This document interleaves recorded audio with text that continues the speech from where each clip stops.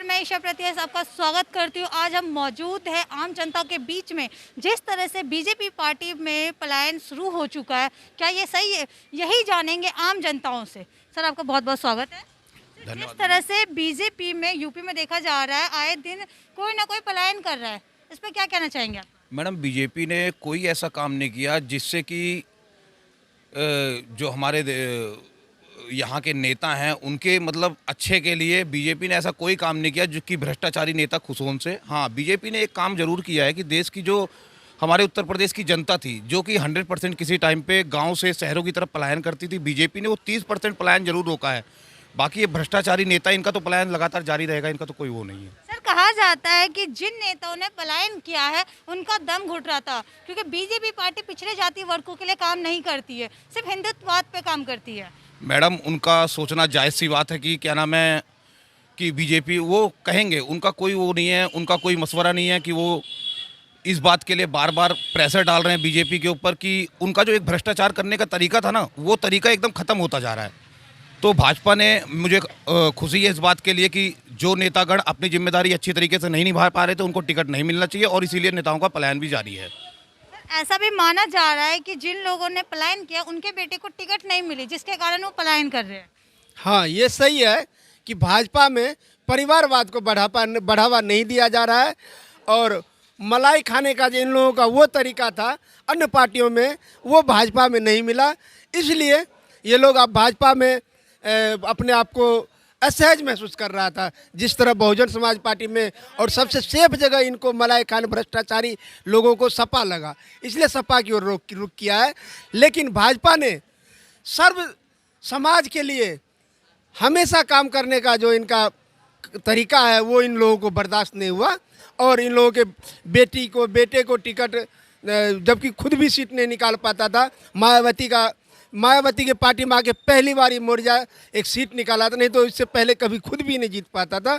और भाजपा के चौमुखी विकास को देखकर ये लोग घबरा गए हैं कि इन लोगों को मलाई खाने का अवसर प्राप्त नहीं हुआ था 5 साल में, इसीलिए ये लोग भाजपा से इन लोगों का मोह भंग हुआ।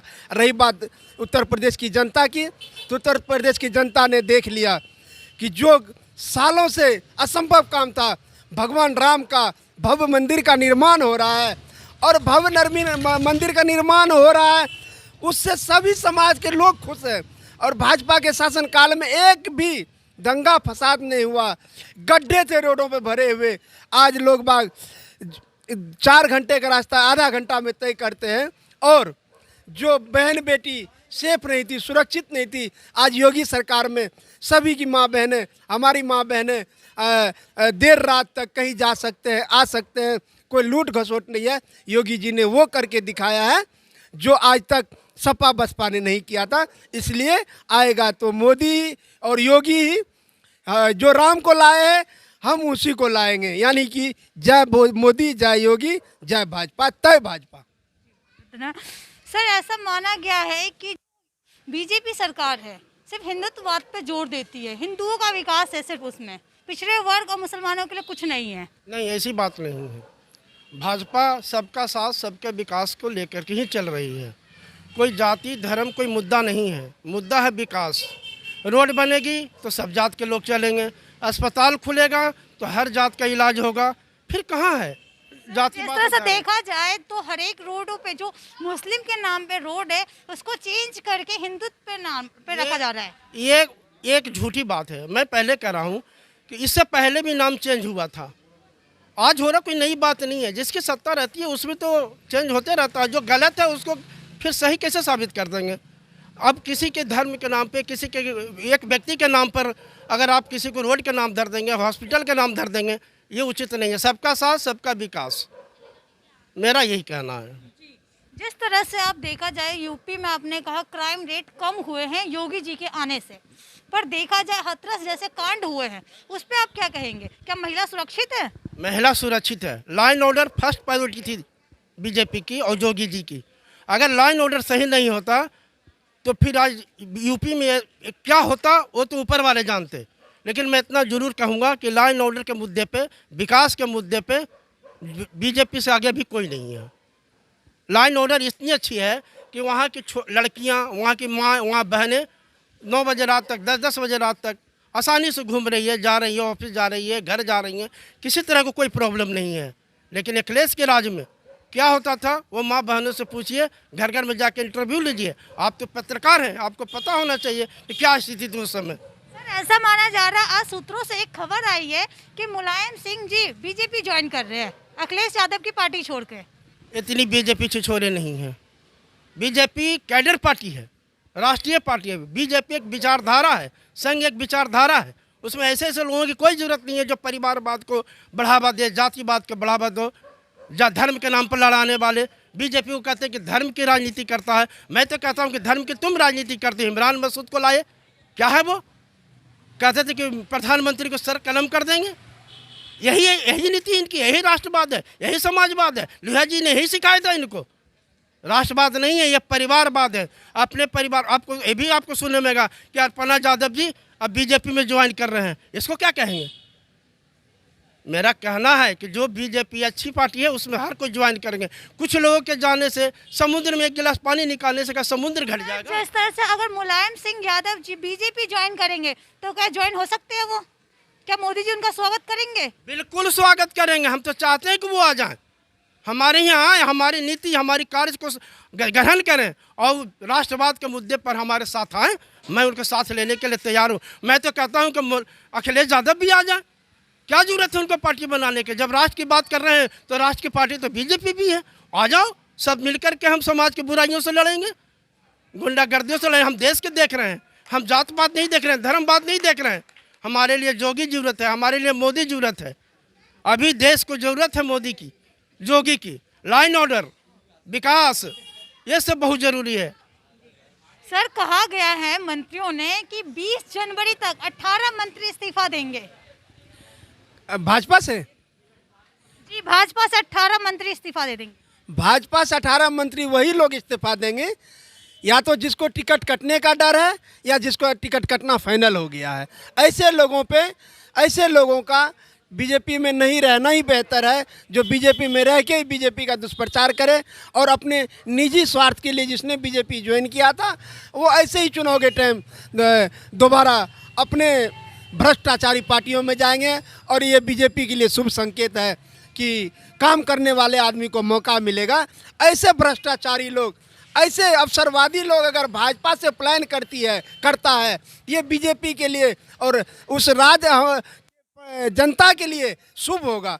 जो काम करने वाले को मौका मिलेगा, जो विधायक काम करने वाले हैं, जो मंत्री काम करने वाले हैं। कई ऐसे विधायक हैं जो काम कर सकते थे, उनको मंत्री मजबूरी में नहीं बना गया।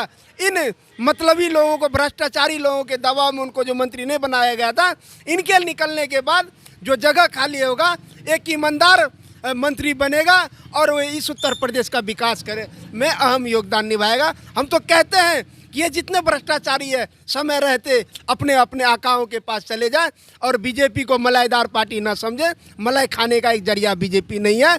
बीजेपी पार्टी जो भाजपा है, सच कहा कृष्णा प्रसाद जी ने कि बीजेपी एक विचारधारा है। ये राष्ट्र के निर्माण जो करने के एक संकल्प है भारतीय जनता पार्टी के एक कार्यकर्ता का, लाखों कार्यकर्ता का, करोड़ों कार्यकर्ता के जो सबसे बड़ी पार्टी बीजेपी ऐसे नहीं बनी है। जी, अगर मैम हम बात करें महिलाओं की, महिला कितनी सुरक्षित है योगी राज में? बहुत सुरक्षित है। जो पहले नहीं निकल पाते थे, जो डरते थे निकलने के लिए, बस मैं अकेले सफ़र कैसे करूं, कहीं जहाँ काम धंधा करने के लिए निकलते, लड़की बेटी निकलती थी पढ़ने के लिए स्कूल, उसके लिए बहुत बढ़िया है योगी सरकार ने किया उनके लिए। मैम अगर फिर से योगी जी आएंगे तो आपकी क्या उम्मीद है उनसे? क्या ऐसी है जो आप चाहेंगे कि वो काम करे महिलाओं के लिए? वो महिलाओं के लिए, पूरा देश के लिए काम करे, हर जगह काम करेंगे वो, सबके लिए है वो। सर आप एक युवा है तो आप बताएंगे युवाओं का कितना विकास है योगी राज में? देखिए, बात अगर योगी राज की हो तो सिर्फ लैपटॉप और फ़ोन देना या एप्लीकेशन देना ये कोई भी कर सकता है। बात में करूं उत्तर प्रदेश की, तो उत्तर प्रदेश के युवाओं ने हमेशा से राष्ट्र निर्माण में अपना एक बहुत ही बहुमूल्य योगदान दिया है। आप देख सकती हैं कि जो क्रांति की जो सबसे पहली लड़ाई थी वो कहीं ना कहीं उत्तर प्रदेश से ही शुरू हुई थी। और बात करेंगे योगी सरकार की, तो धर्मो रक्षिता रक्षति एक वो है, नारा है कि आपको अपने धर्म की रक्षा करनी होगी। आज प्रभु श्री राम खुद वनवास से स्वयं उनका राज्याभिषेक हो रहा है, तो ये एक विचारधारा वाली पार्टी ही कर सकती थी। कई पार्टियां हैं उत्तर प्रदेश में जो ये चाह रही हैं कि हम आएँ, और वो लोग आके शासन भी कर चुके हैं, लेकिन राम, जिस राम से हम हैं, उस राम का राज्याभिषेक अगर किसी ने किया है तो वो माननीय प्रधानमंत्री श्री नरेंद्र मोदी जी ने और योगी आदित्यनाथ जी ने किया है। भारत संतों का देश है और संतों के साथ हमेशा से कभी न कभी यहाँ पे संतों को दुर्व्यवहार किया गया है। तो योगी जी के आने के बाद एक विचारधारा ये बदली है। आप काशी कॉरिडोर देखिए, भगीरथ जी का ये सपना था कि माँ गंगा काशी को छुएं, और काशी 6 किलोमीटर दूर थी गंगा जी से, और आज काशी को इतना भव्य पावन सजाया है मोदी जी ने और योगी जी ने, जो कि देखने के बाद आपको लगेगा कि हम कहाँ आ गए हैं। तो उत्तर प्रदेश इस बार कहीं नहीं भटकेगी, क्योंकि फ़र्क साफ है। उत्तर प्रदेश विकास की तरफ बढ़ रही है, उत्तर प्रदेश गड्ढा मुक्त है, उत्तर प्रदेश में बिजली की कोई समस्या नहीं है, उत्तर प्रदेश में अलग इंडस्ट्रीज आ रही हैं जिससे कि उत्तर प्रदेश के लोगों को रोजगार मिल रहा है। तो युवा तो कहीं नहीं भटकने वाले हैं और आएंगे योगी जी ही, ये 100% तय है, और सीट पिछले बार के मुकाबले बहुत ज़्यादा आने वाली है। सर, हम जैसे युवाओं की बात करें, युवाओं के रोजगार के लिए, कि ये वही उत्तर प्रदेश है जहाँ पे स्टूडेंट पे लाठी चार्ज हुआ था योगी राज्य में, तो आप क्या कहेंगे इस पे? देखिए, युवा एक ऐसी पीढ़ी होती है ना, वो बहुत जल्दी भ्रमित हो जाती है। युवा का जो, अगर हम उल्टा करके देखेंगे तो युवा वायु है, और वायु का वेग जब एक दिशा से बहता है तो वो किसी के कंट्रोल में नहीं आता है। और युवा वो पीढ़ी होती है जो आसानी से भटक जाती है। जैसा आपने देखा है, देश के कई ऐसे संस्थान हैं, राष्ट्रीय संस्थान हैं, जिसको कुछ युवाओं ने बदनाम कर दिया है। मैं नाम नहीं लूँगा, आप बेहतर जानते हैं कि शर्जील इमाम या कई ऐसे प्रोडक्ट हैं जो उन देश के ऐसे संस्थानों से निकले हैं। तो बात युवाओं पे लाठीचार्ज करने की नहीं है, युवाओं को समझाया गया था, और युवाओं का देश है भारत। तो क्या सभी युवा उस आंदोलन में थे? कुछ गिने पुने चटपुंजिए जो युवा हैं, अगर वो चाहते हैं कि देश की व्यवस्था वहाँ से खराब हो जाए, तो योगी राज में ये संभव नहीं है। योगी जी ने हर संभव प्रयास किए थे, युवाओं से संपर्क साधने की बात हुई थी, और युवा बहुत खुश। और बात रही रोजगार की, तो रोजगार के अवसर भी लगातार प्रदान हुए हैं। और ये वही उत्तर प्रदेश है जहाँ पे उगाही होती थी, ये वही उत्तर प्रदेश है जहाँ पे डकैती लूटपाट होती थी, और आज ये वही उत्तर प्रदेश है जो अलग अलग औद्योगिक क्षेत्रों में विकास कर रहा है। कई इंडस्ट्रीज हैं जो यूपी में आके अपना काम कर रही है। तो योगी जी साफ है कि योगी ही आएंगे। जी, आपको बहुत बहुत धन्यवाद। तो ये थी जनता का मूड। उत्तर प्रदेश से ईशा प्रतिहस, हिंदी टाइम।